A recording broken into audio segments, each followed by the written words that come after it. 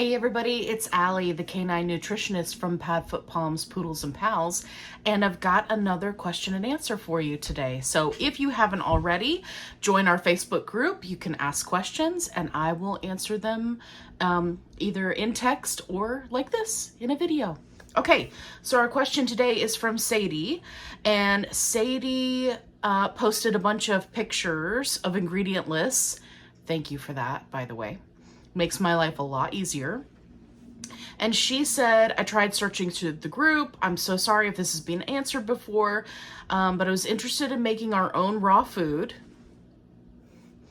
And are any of these bases appropriate to use?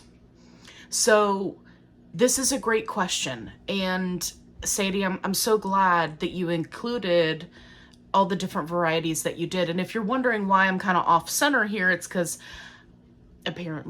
my dog is about to walk by. There she is on a little platform. Sabine. She's a good girl. She's like, are you talking about me? The reason why I'm sitting off center is so I can put the images over here for you guys so you can see what I'm talking about. So first up, we've got EZ Complete. Where did they come up with these names? Fur Dogs Premix. Okay, they get an F for marketing from me. Fur Dogs, F-U-R. Whatever. Everybody's got their shtick. I get it. Okay, so this one is for raw or cooked preparation. Okay, so for ingredients, we've got dried chicken liver, egg yolk, calcium, eggshell, pork pancreas, which is good. Green-lipped mussel powder, huge fan of that. Excellent for joints. Huge fan of that. We've got blueberries, kale, Brussels sprouts, carrot, and then we've got all of our vitamins, minerals, and digestive enzymes. So this one gets an A+ from me because we don't have anything that's unnecessary. They've got copper in there, which is good because I find that many of these kind of mix-a-meals are missing copper or very low in copper. And there are some new veterinary studies that are coming out talking about how, this lack of copper in our dogs' diets can be problematic. So I've really been keeping an eye out for that. So, yeah, this one looks good. It says all life stages. I'm not really a huge fan of people using a premix in conjunction with a meat unless it specifies exactly what to use, right? If you're going to be using it for puppies. Puppies can be tricky. It depends on the size, the breed, what their breed is predisposed to, right? So I don't like for this kind of, it fits everybody kind of thing. But if you're feeding an adult, then this would be a great option. And I also just want to throw out, because I know it's been asked before in the group, if you are considering to feed raw or home cooked and you're not comfortable doing one of the recipes that are free in our Facebook group in the files, I completely understand. Totally okay. I would much rather somebody who is feeling insecure about taking that step, I would much rather them use a product like this, a pre-made, to kind of get them started and get them used to it, than to continue to feed kibble. So this is a huge upgrade, and this one in particular has very good ingredients. So big fan of that. Okay, let's take a look at the next one. Next up, we've got No Better for Dogs, the beef flavor specifically. So let's take a look at these ingredients. We've got egg yolk, another variety of calcium, grass-fed beef liver powder, gelatin, rice bran whey protein concentrate, beetroot, psyllium husk, fish, barley powder, kelp, taurine, rosehip. Okay, and then we've got a vitamin B complex. So as far as this one is concerned, if I was choosing between this one and the last one, I would absolutely choose the Easy, what was it called? Easy Complete? The last one. Not a huge fan of, I mean, gelatin, they're using it as a binder. Rice bran, another binder. Whey protein concentrate, if your dog is sensitive to dairy products, this is not a good fit for them.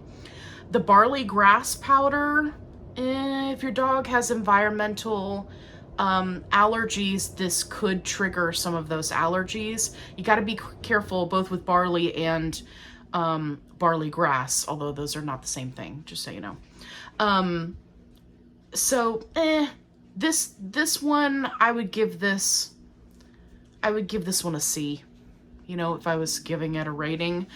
It's not terrible, but it's not nearly as good as the other one. Let's jump into the next one. Veg to Bowl. This is Dr. Harvey's. So this one, I can tell you right now, looking at the very first ingredient, is going to be a great big no. This is the challenge that I have with Dr. Harvey's products, because many of their products contain potatoes, peas, green beans, you know, legumes and potatoes, which for those of you who have been around for any length of time, you know, I don't recommend those for dogs.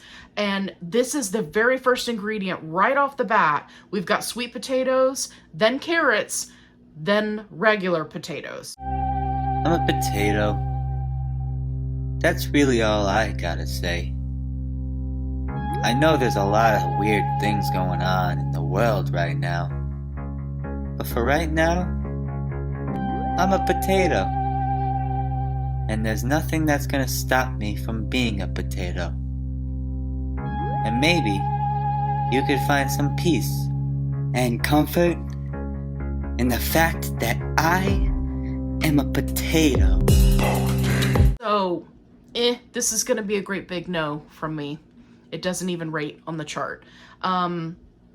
Especially when you've got other options like the very first one that we looked at.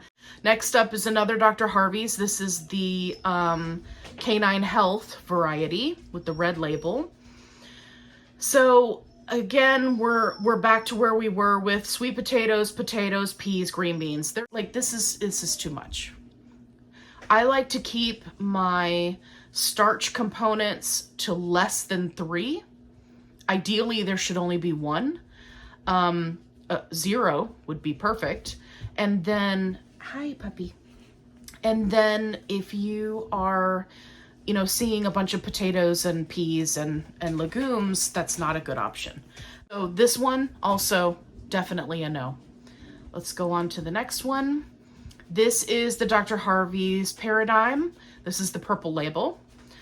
So, let's see, broccoli, green beans, bone broth, bell peppers, cabbage, pumpkin, alfalfa, turmeric, red clover, dandelion, crushed eggshell, blah, blah, blah. Okay, all right, this one's better. So as far as legumes go, green beans they're not the worst one ever. It's not nearly as bad as like peas or red beans or lentils. If you wanted to use this one, you could. I would give it a C, and I would recommend that you use it in rotation with others, right? So maybe you would feed this one for 1 month and then switch to the Easy Complete, right? And feed that Easy Complete for however long. I recommend that if you're gonna try to buy these pre-made mixes that you add a protein to, try to buy them when they're on sale and buy them in bulk. You can save yourself a lot of money that way. Okay, and that's all of them. So I hope that was helpful for you guys. Sadie, I hope that answered your question. Again, the takeaway here is some options are going to be better than others, but if you find one and it helps you to feed your dog either a home cooked or a raw diet and you're more comfortable with that, then I would absolutely say go for that. Do what you're comfortable with, and really make that improvement in your dog's diet. Okay, we'll see you in the next video.